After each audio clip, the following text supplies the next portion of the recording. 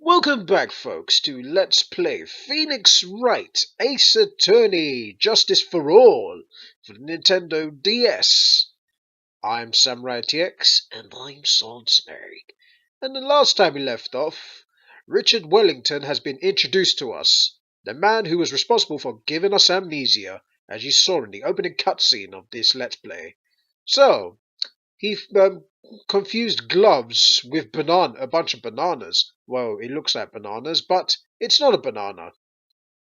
And well, we've pretty much got him where we want him at the moment because of the fact that we told him that his eyesight's bad because, well, how could he mistaken gloves for bananas, you know? So, without further ado, he's got a second testimony to give, and we're going to listen to it right now. The girl on the upper path ran away as soon as she realized I was there. After that, I immediately called the police station to report the crime. It must have been 6:45 p.m. when I made the call. Okay. They must have a lot of free time on their hands since they showed up within 10 minutes. Oh, really? So the person who was on the upper path saw you and then ran away? Yes, that is correct.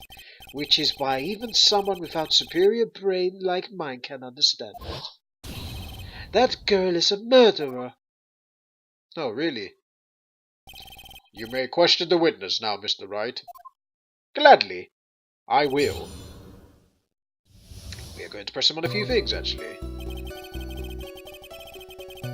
Really, let's press every statement. She ran away just like that? Yes, she did. She saw me and flew the nest like a guilty bird she is. Oh, I'm sorry.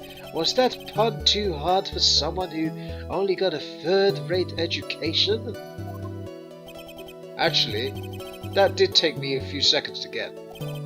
Anyway, if she ran away the instant she saw you, how could you tell it was my client? The witness has already answered that question. He has stated the defendant is the culprit. This is true, Mr. Wright. I'm striking your question from the record. How can I get more information out of him? Okay. Let's press this. Immediately, as in immediately.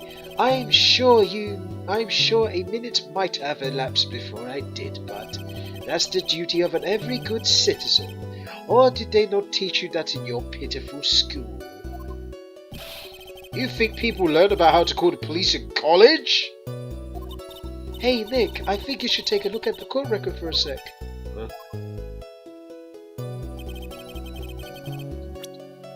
Right. Okay. Immediately.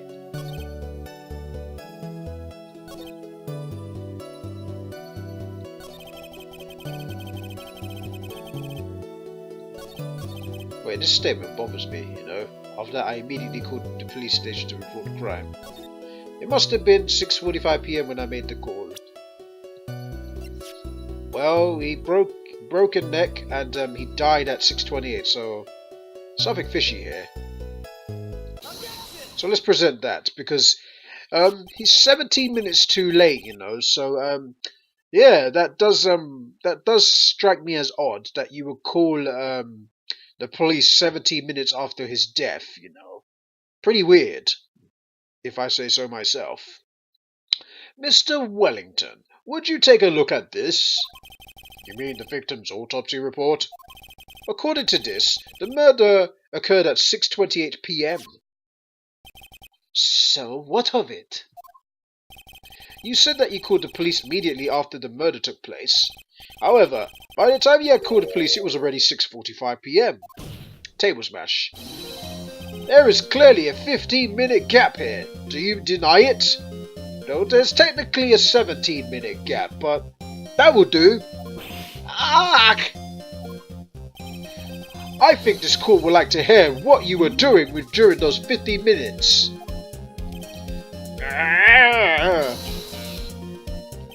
The witness was in shock at the time of the witnessing the terrible murder.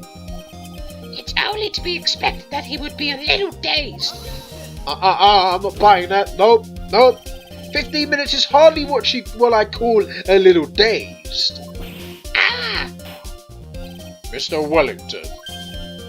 Yes? Explain yourself. What were you doing during those 15 minutes? Answer the question! Telephone, Spit it out! I was searching for a phone booth.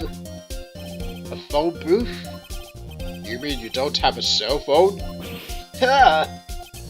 You and your questions, as if you're trying to open all the layers of a matryoshka doll. You must think you're something really special. Table smash. Witness! I lost my cell phone. There, are you happy? You lost it? Unbelievable, you lose your glasses and your cell phone. You must be a very scatterbrained when it comes to your belongings. He is very scatterbrained the more you think about it. What? Are you saying that first-rate people are never allowed to lose things? No, we're not saying that, but you're losing a lot of items, very valuable ones. Glasses are valuable, and so is a cell phone. Nobody ever tends to lose that. Well, some people do, but people would always remember them, you know. I mean, they are the more important valuables, you know, in your possession. Before you get ready, you always take your phone and your glasses, if you have any. And you wouldn't want to lose them because they're very expensive. So they would be the first priority. Plus, you would always be tapping on your phone and whatnot. A lot of people do that, including myself. I'm guilty of always being on my phone anyway. Haven't you heard ever? Oh, shut up! Stop rambling. I need to read it.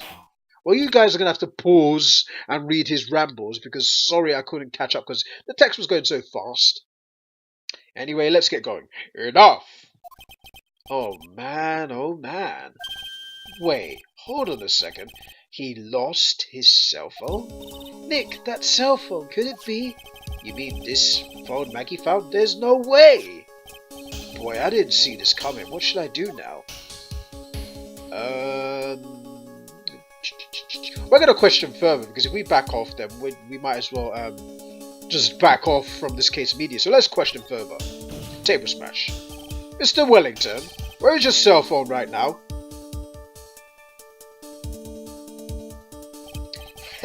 What are you getting all excited about? You seem to be a little confused. I found my phone. I'll have you know. See, here it is. Here is it? Oh, I see. Looks like he's got his phone. And I thought that just maybe this was his. Not table smash, smack. Well then, I think we've cleared this issue up. At the time of the murder, the witness did not have his cell phone because he had lost it. Therefore, the delay in his call was caused by the search for a phone booth. Well, that's the gist of it. I guess you could put it that way and leave it at that. Do you have any further questions, Mr. Wright? There is actually something. He's lying. Like, something strikes me as odd. I'll show you later, but something strikes me as odd. Table smash. Your Honor, the witness's testimony does not make sense. I don't believe that there was ever a need for the witness to search for a phone. How dare you! You can't just make outrageous claims like that. You do have some sort of proof, don't you? Yes, we do actually. Well, yeah. Of course, the evidence should be good enough, I think. Alright, let's have this proof then. Please present the proof that the witness had no need to search for a phone booth. Alright, before we do, where's crime 401? You see? I told you something strikes me as odd. Look, he's dead there. Phone booth's just right in front of him, so he didn't really need to search for it. If he witnessed the murder, he would witness the phone booth right in front of him. So, I smell a bit of poop in his lies. It stinks. present the photo. It's quite simple, actually. Please take a look at this. At the crime scene photo. Is there a problem? Is there a problem with it? Of course there is. Oh, there's nothing wrong with the picture. Well, no, there ain't, but there is.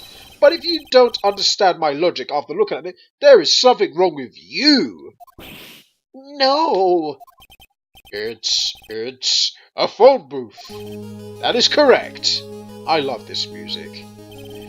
All the defendant had to do was walk 3 steps. Table smash. Mr. Wellington, why did you not use the phone that was right in front of you? Ah! Smack, smack, smack. Order, order. What does report a crime a little late proof for you? A little late? 15 minutes is way too late. I can understand like a 2-minute or 3-minute like duration in trying to call for a crime. That late, a bit that late, but 15 minutes, 17 minutes to be exact. That is way too long. He had a lot of time to do something very mischievous within 17 minutes. The witness can't explain what he was doing for those 15 minutes, 17 minutes to be exact. Table smash. That is reason enough to throw suspicion on his testimony. Yes, that is very true. What do you have to say for yourself, witness? Then I bet this phone really is his, Nick. He must have killed Dustin to get his phone back. But Maggie said she was going to return it to him. So there was no... Oh, Maya was reading that. Sorry about that, but I read it as Phoenix. So there was no reason for him to kill for it. And on top of that, we still have the phone she found anyway. But if he wasn't looking for his cell phone, was he looking for something else? Good idea. After all, his glasses were gone, right? Was he? Mr. Wright. Yes, Your Honor. Do you have any thoughts you would like to share with the court? Oh wait, sorry, that was the judge. Oh god, I'm misreading everything today, but yes.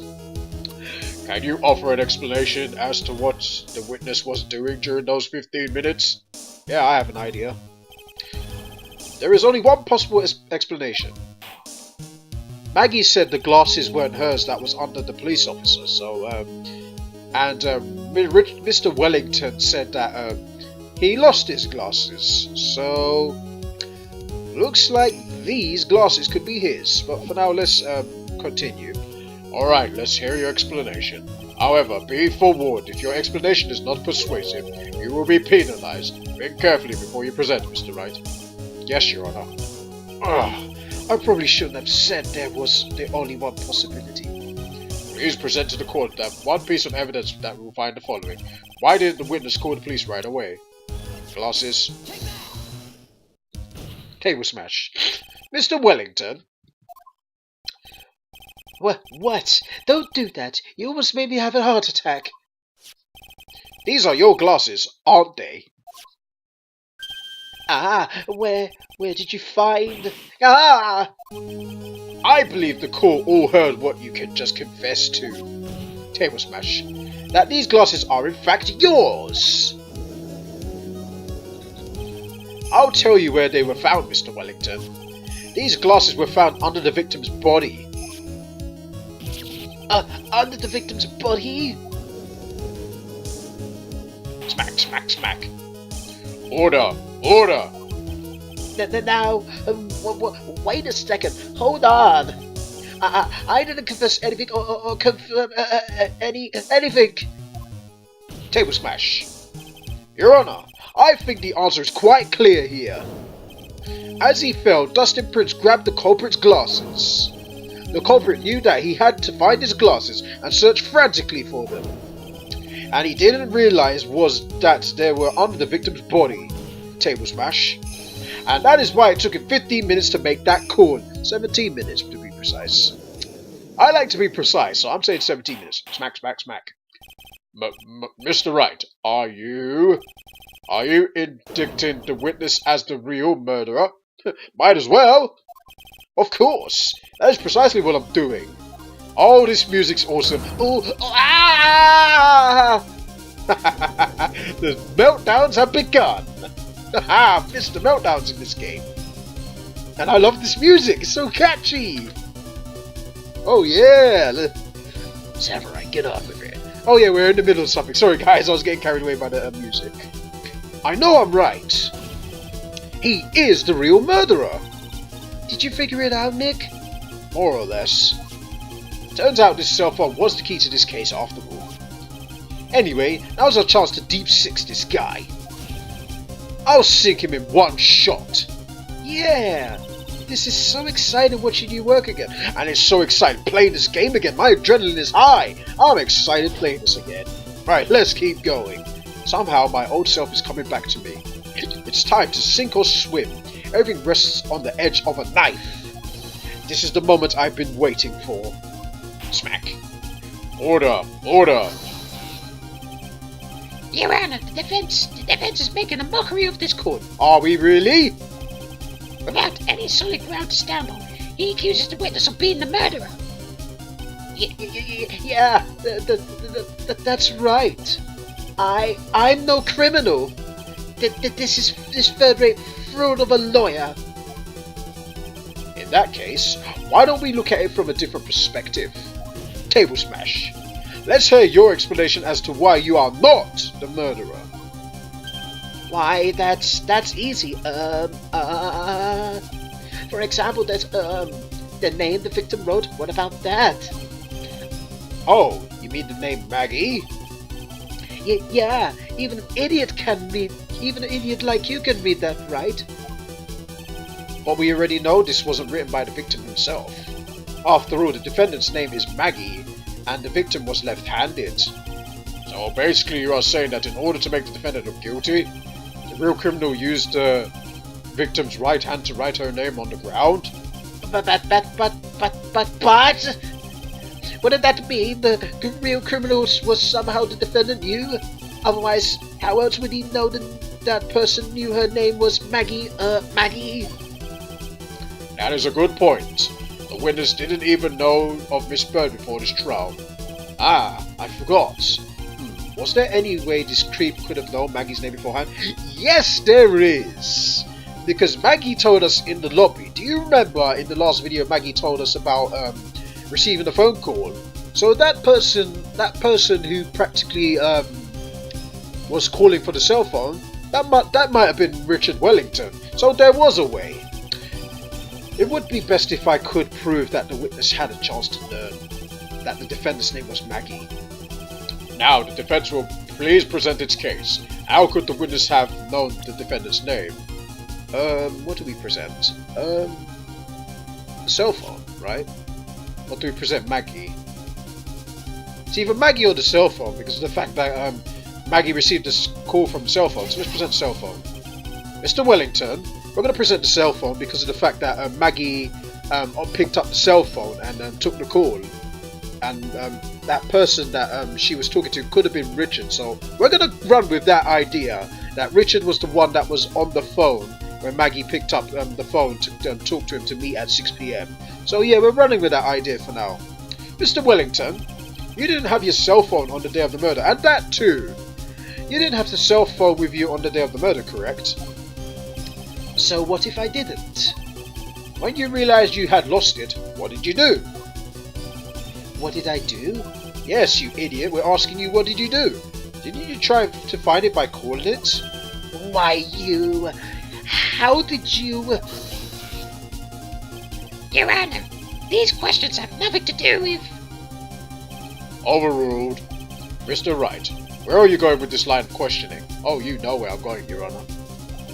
Do you think that there is a relation between the witness' cell phone and the murder? I do, Your Honor. On the day of the murder, Maggie Bird picked up a lost phone in the park. And... table smash. She also received a phone call from the owner of the phone. Right, we're not going to read this because we already read it in the flashback. But it's just reminding us, like a small flashback.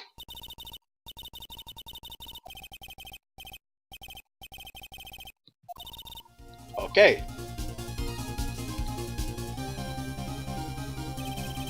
I really love this music. So tense. It's pumping my adrenaline a lot.